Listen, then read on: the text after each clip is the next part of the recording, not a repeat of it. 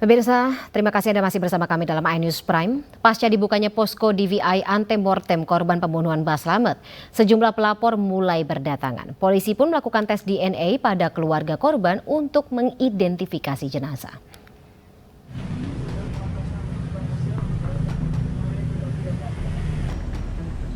Sejumlah keluarga mulai berdatangan mengadu ke pos DVI Polres Banjarnegara, Jawa Tengah. Warga melaporkan anggota keluarganya yang hilang yang diduga menjadi korban pembunuhan oleh dukun palsu pengganda uang Slamet Tohari. Tim DVI kemudian melakukan pendataan para pelapor dengan mengumpulkan data antemortem. Data-data tersebut nantinya akan digunakan untuk pencocokan data postmortem korban yang belum diketahui identitasnya. Para pelapor berasal dari sejumlah daerah seperti Jakarta, Palembang, Lampung, Magelang, Wonosobo, dan Yogyakarta. Sementara itu saat ini ada 2 keluarga dari Lampung yang diambil sampel DNA-nya, yaitu anak dari pasangan Suheri dan Riani, serta anak dari korban Irsad dan Wahyu Triningsih. Ya, kalau cocok bisa dibawa pulang. Bisa langsung dibawa pulang ya. Memang hilang kontak dengan Bapak sudah kapan? 2 tahun lalu. 2 tahun lalu. Pamitnya memang ke arah Banjarnegara? Enggak, mau kerja di tempat lain. Mau kerja. Hingga saat ini, dari 12 korban pembunuhan Slamet Tohari, baru 3 yang berhasil diidentifikasi. 1 di antaranya atas nama Paryanto, warga Sukabumi, Jawa Barat yang sudah diambil pihak keluarga untuk dimakamkan. Masyarakat yang akan melaporkan kehilangan anggota keluarganya diminta membawa identitas korban berupa KTP, ijazah, dan foto korban. Petugas juga akan mengambil sampel DNA dari keluarga untuk dilakukan pencocokan. Dari Banjarnegara, Jawa Tengah, Elis Novit, iNews melaporkan. Sementara itu ribuan kartu Indonesia Pintar dibuang di pengepul rongsokan di Lebak, Banten. Pemilik lapak mengaku membeli dari seseorang yang membawa sampah kertas sebanyak 35 kardus dan tidak mengenal siapa yang menjual KIP ini. Selamat siang, ditemukan kartu Indonesia Pintar. Ribuan kartu Indonesia Pintar atau KIP sengaja dibuang di sebuah lapak rongsokan di wilayah Kampung Kandang Sapi, Kecamatan Rangkas Bitung, Lebak, Banten.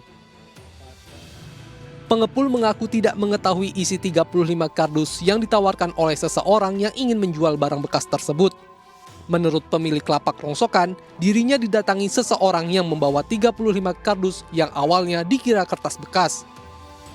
Pria tersebut membawa sebuah mobil pick-up dan langsung menurunkan kardus tersebut untuk ditimbang. Pemilik lapak membeli seharga Rp2.000 untuk 1 kilogramnya, sedangkan total yang dibayarkan dari 35 kardus atau sebanyak 4 kuintal kertas sebesar Rp800.000. Usai diperiksa, ternyata isi kardus berisi ribuan kartu KIP yang masih lengkap dengan dokumen kepemilikan. Kartu berupa bantuan biaya pendidikan dari pemerintah untuk pelajar bagi lulusan SMA sederajat itu masih aktif hingga tahun 2024. Iya, tahu mobilnya tuh orang mana itu nggak tahu. Bawa mobil Bang? Iya, ambil dari. Tapi udah dibawa lagi sebagian oleh orang bang dari pelaku. Bapak bayar apa gimana waktu itu? Jual beli atau? Saya beli 2.000 per kilo, ada 4 kintal. Berarti Bapak waktu itu ngeluarin duit berapa? 800.000, 8 kintal, 4 kintal, 4 kintal. Kalau 2.000. Bapak niatnya beli ini kardus gitu rongsokan Pak ya? Iyalah, kalau ada kis uang rakyat buat apa? Gitu? Betul. Polres Lebak, Banten sudah mengambil beberapa sampel barang bukti dan masih menyelidiki kasus ini. Dari Lebak, Banten, Iskandar Nasution, iNews melaporkan. Kita ke informasi lainnya pemirsa, viral di media sosial surat edaran THR yang dibuat pengurus RT di Cengkareng, Jakarta Barat. Dalam surat ini, warga dimintai iuran mulai dari puluhan ribu hingga ratusan ribu rupiah.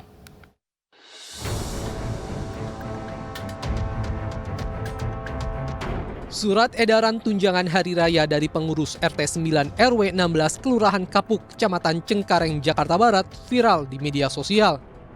Surat yang ditandatangani sejumlah perangkat kampung hingga ketua Musola Al-Jihad dan ibu PKK tersebut berisi pemberitahuan kepada warga untuk memberi THR dengan nominal mulai dari Rp60.000 hingga Rp300.000. Diketahui rencananya dana yang dikumpulkan akan diberikan kepada pengurus RT, pengurus keamanan, petugas kebersihan, anggota Dawis, dan JIS Kelurahan Kapuk. Sudah disampaikan oleh Pak RT, ditanyakan oleh warga, mau dilanjutkan apa tidak. Jadi warga jawabannya dilanjutkan, karena itu sifatnya untuk membantu yang mengabdi sosial di lingkungan. Sementara itu terkait surat edaran tersebut, Ketua RT 9 sudah dipanggil oleh pihak Kelurahan Kapuk untuk memberikan klarifikasi mengenai surat edaran yang viral di media sosial. Dari Jakarta, Muhammad Zulhilmi, Wildan Aulia, iNews melaporkan. Pengadaan mobil listrik untuk pejabat di lingkungan pemerintah Provinsi Riau menuai kritikan sejumlah pihak. Namun Gubernur Riau, Syamsuar, menyatakan pemilihan mobil ini untuk mendukung program ramah lingkungan.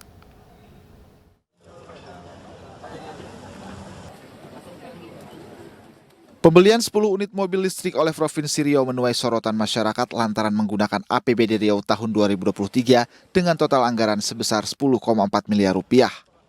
LSM Fitra Riau melihat selama ini ada pengalokasian anggaran di Pemprov Riau yang dianggap tidak proporsional. Pengalokasian anggaran dianggap mengabaikan kepentingan publik. Sejauh ini kan kita masih melihat bahwa ada semacam penganggaran yang tidak proporsional antara yang di situ dibutuhkan untuk kebutuhan publik dengan kebutuhan yang menurut kami tidak prioritas. Kayak pembangunan vertikal termasuk juga pembangunan pengadaan kendaraan listrik ini. Yang itu sebenarnya justru. Sementara itu Gubernur Riau Syamsuar menyatakan pembelian mobil dinas untuk kelancaran tugas pimpinan daerah sekaligus mendukung program Go Green. Jadi sebenarnya ini program bukan hanya program Riau Hijau ya, tapi kan ini sebagai upaya kita agar mengurangi emisi. Dan kita tahu bahwa polusi dari asap mobil ini juga punya pengaruh.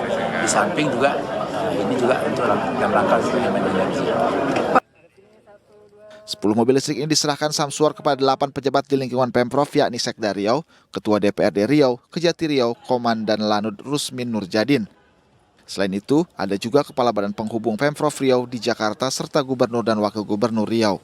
Dari Pekanbaru Riau, Indra Yusrizal, iNews melaporkan. Pemirsa, kabar duka datang dari Korps Bayangkara. Istri Wakapolri Komjen Gatot Edi Pramono, Tuti Gatot Edi, tutup usia di Farrer Park Hospital, Singapura. Hal ini disampaikan oleh Kapolri Jenderal Listio Sigit Prabowo. Telah berpulang ke rahmatullah, istri Wakapolri Gatot Edi Pramono, yakni Widi Astuti binti Miswandoko di Farrer Park Hospital, Singapura pada usia 52 tahun. Kabar tersebut disampaikan langsung oleh Kapolri Jenderal Listio Sigit Prabowo dalam akun Instagram pribadinya. Almarhumah rencananya akan disemayamkan di rumah duka Jalan Perumahan Unilever, Blok A1, nomor 27, Meruya Selatan, Kembangan, Jakarta Barat.